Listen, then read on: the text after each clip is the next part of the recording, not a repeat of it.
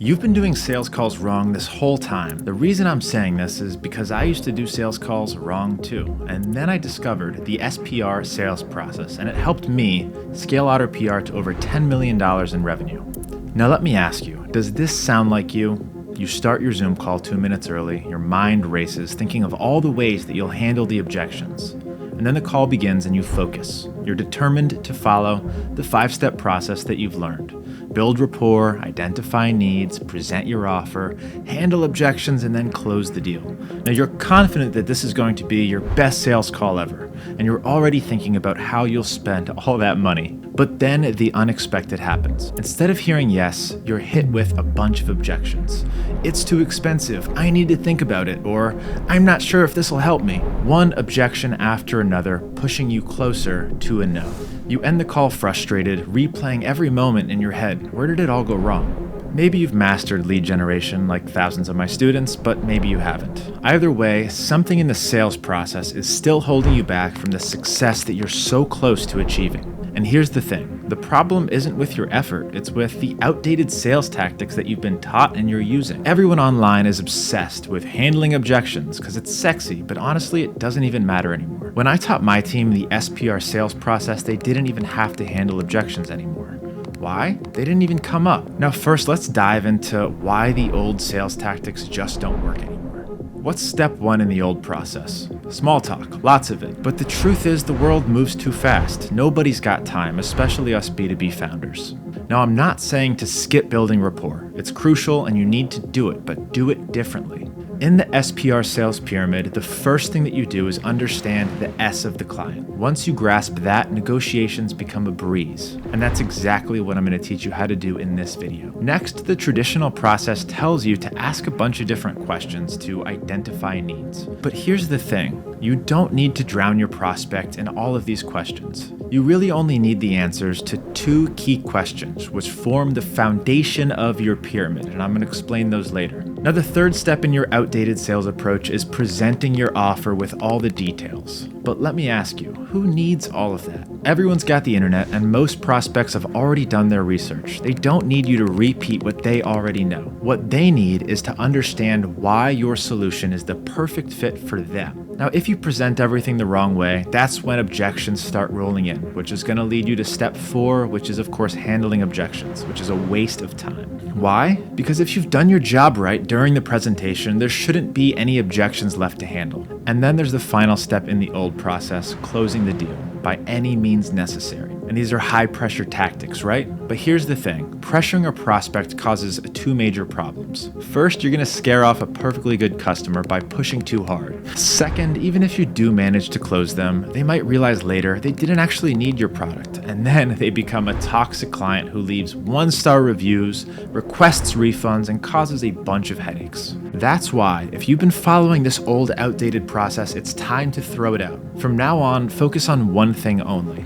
Understanding the situation. So what exactly is the situation?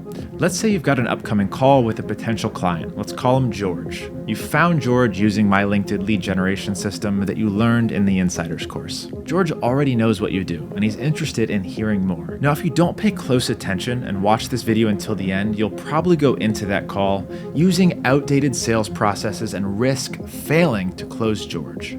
But you're not going to make that mistake because you're going to focus on one thing, controlling this situation. This is the S at the top of the SPR sales pyramid that I mentioned earlier. Now you need to understand that when you're on a call with George or anybody, you're in your own universe and George is in his own universe or situation. If you're not experienced in sales, you might try and pull George out of his situation into yours. And how do you think George feels when you do that? Let me give you an example. Imagine you're at a party talking about your favorite hobby. Let's say it's gardening, but the person you're talking to is really into cooking. If you keep talking about plants and soil without showing any interest in their love for cooking, they're going to feel ignored, maybe even frustrated. That's how George feels when you ignore his situation and try and pull him into yours. But you're not going to make that mistake anymore because now you're going to know what to do. You're going to step into George's situation, his universe. You're going to understand it, and you're going to adjust a couple of things to your benefit. And you'll never force George into your own situation again. And this is where the magic happens. George's situation is his is reality throughout the sales process. And if you can understand and control George's situation, you can guide the deal and even shape the relationship that follows. Now you might be wondering, why do you keep saying situation all the time? Let me break it down. We all use the word situation in different ways, but in sales, I give it a very specific meaning. There's two types of situations. There's the objective and then there's the subjective. Objective situations are just facts, like water is wet, that's a fact. And in business, these might be things like market conditions, a company's financial status, or their available resources. Subjective situations, on the other hand, is how somebody feels about those facts. For example, George might feel that the market is tough right now, or he might believe that your product is either valuable or not, based purely and only on his perspective. If you ignore George's subjective feelings, you lose control of the situation. Perception is everything. Everyone zooms in on what matters the most to them and calls that their situation. Everything else is background noise. That's why two people can react so differently to hearing the exact same facts. Imagine you're on a sales call with two different decision makers from the same company. You present the same information to both. You hit the features, you hit the benefits, you hit the pricing. Now the first decision maker, the CFO, the Chief Financial Officer, focuses on the cost savings. He's excited about the return on investment and he's ready to move forward.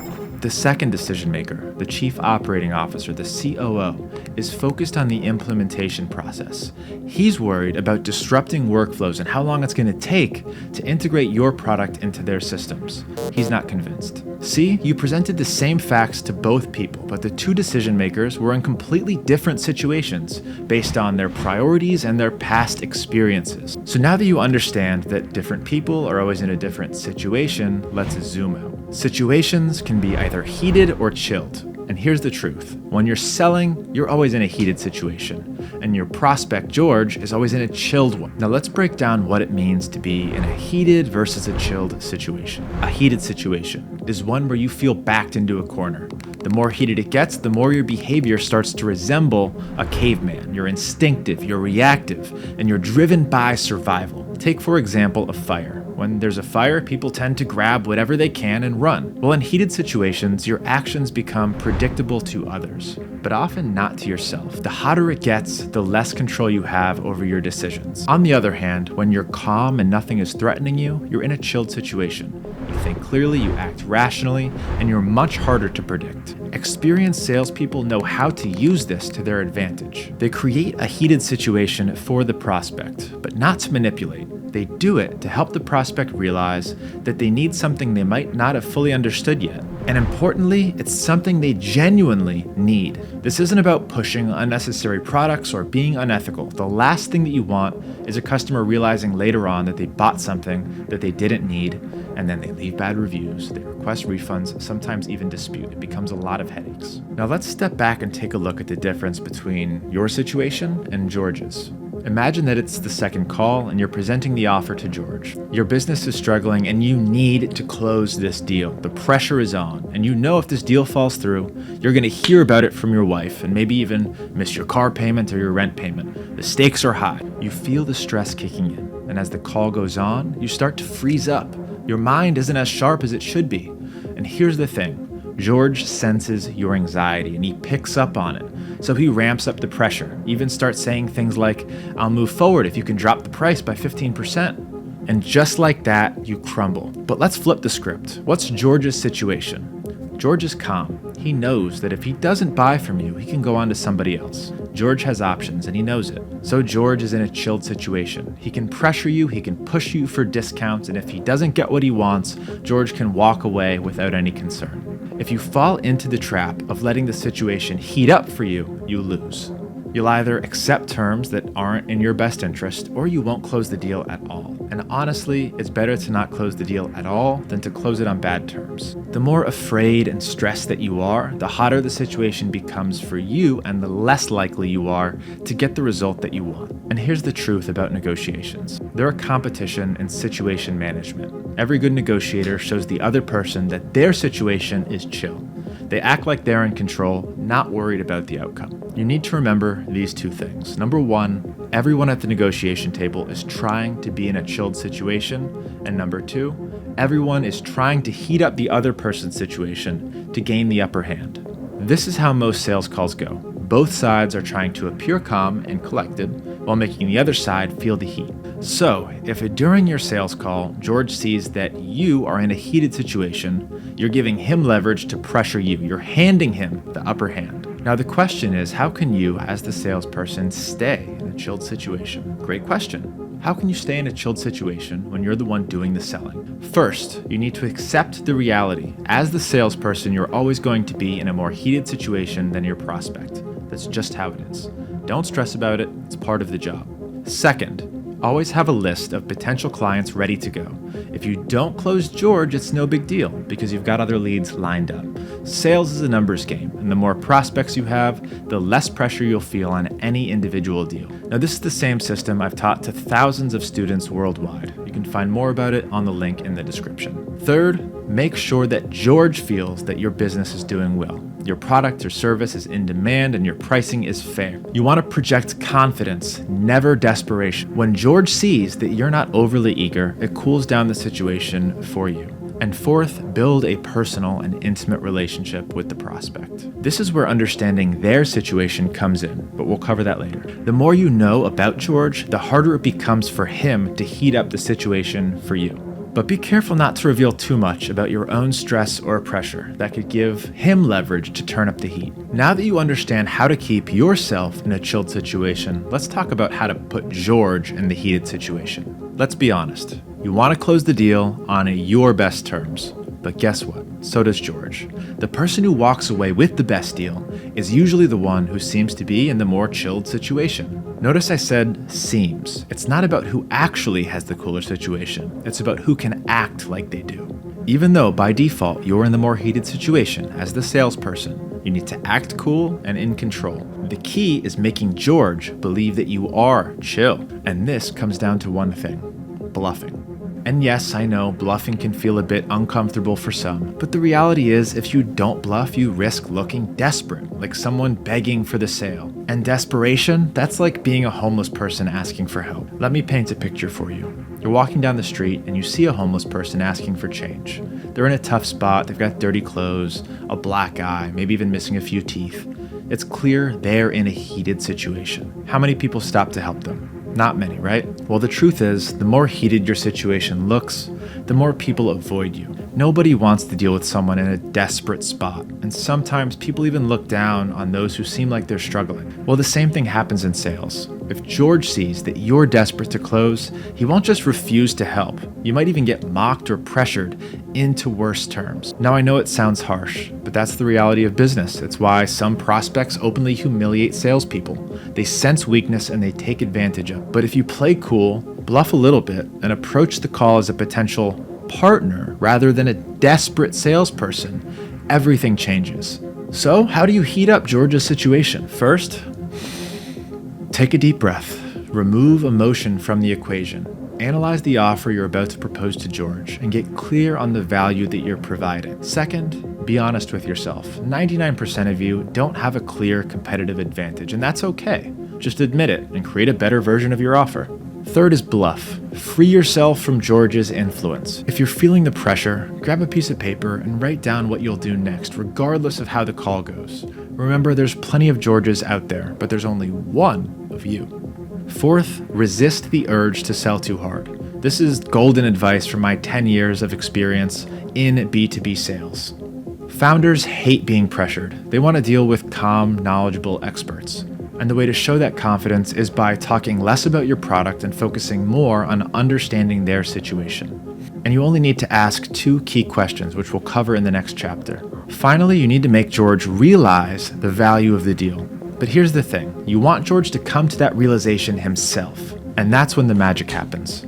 The more George sees the value, the hotter his situation gets and the better the deal will be for you. Now that you know how to keep yourself cool and how to heat up George's situation, it's time to understand George's situation a little bit more deeply. Sales and negotiation essentially comes down to 2 people, you and your prospect, trying to achieve their own goals. But what many salespeople overlook is that your prospect, George, isn't making decisions in a vacuum. Even if George is the sole decision maker, his business is still influenced by the market. And the market has its own rules, values, and history. And the market will determine whether George's business thrives or struggles. So when you get on a call with George, remember this. You're never starting from scratch. You're entering a situation that's already been shaped by many factors long before your conversation. Even if it's your first contact with George, his situation and decisions are influenced by all of his past experiences. Now, when you're on that call with George, you need to understand the situation. This is where the first of the two critical questions comes in. Have you worked with an agency like ours before?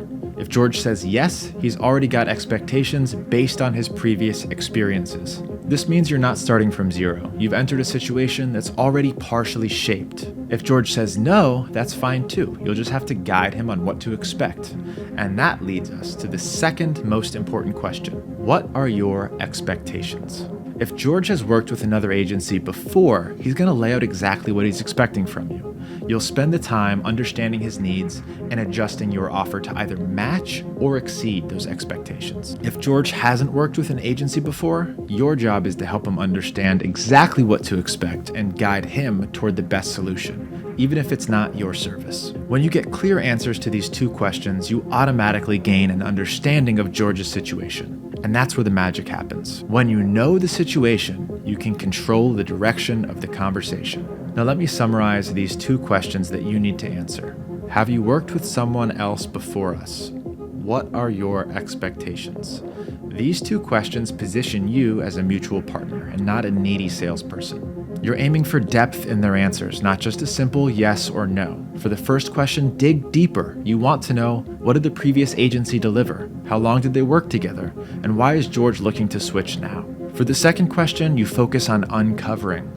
What results did George get from the previous agency? What results is he looking to get now?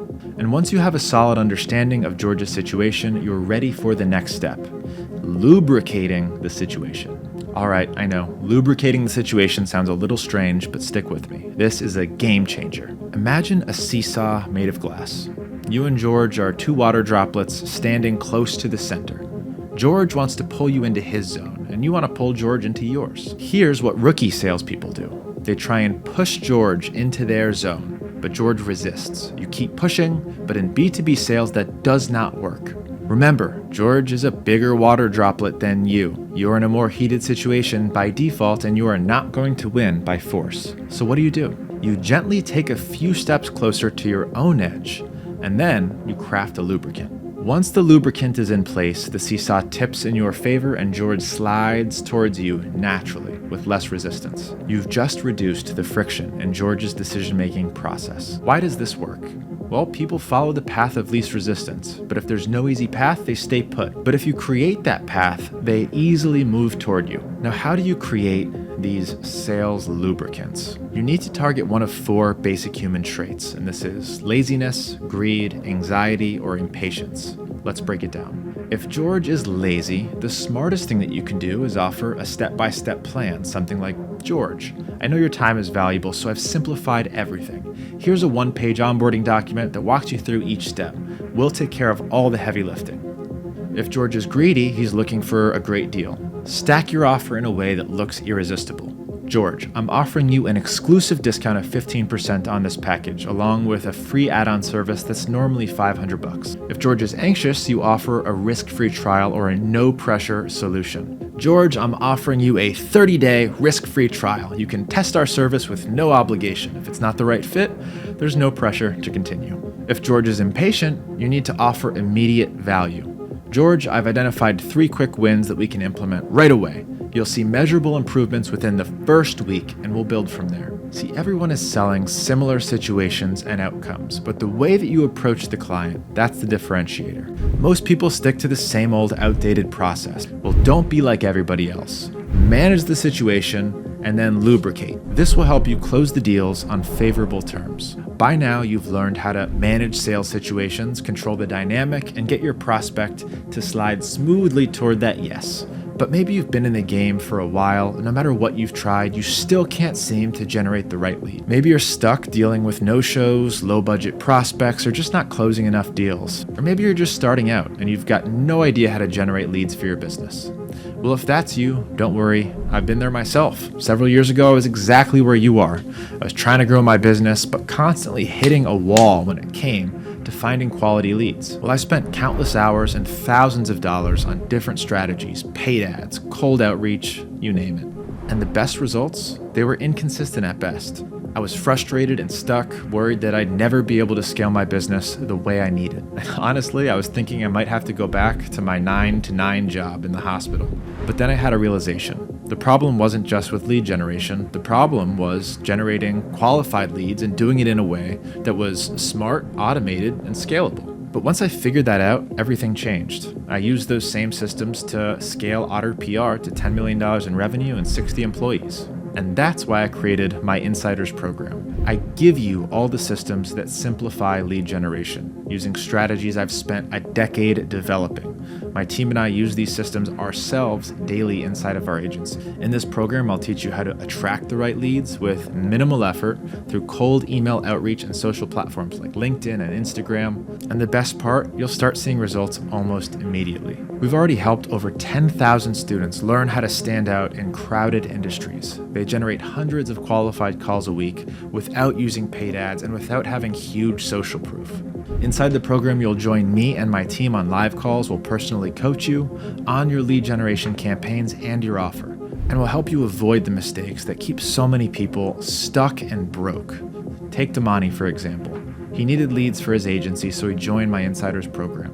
Within 30 days, he had a cold email machine sending 10,000 emails a day, and his calendar was immediately packed with calls. Or David. He quickly realized he was doing cold email wrong after joining our community, and in just a few weeks, he was booking way more calls and closing more deals. And if you don't love the support and the leads that you get from being in this program, we'll give you a full refund within 14 days of joining. So if you're sick of fighting for leads, click the link down in the description of this video. Thousands of people have already joined the Insiders program and changed their lives, and I can't wait to do the same for you. We'll see you soon.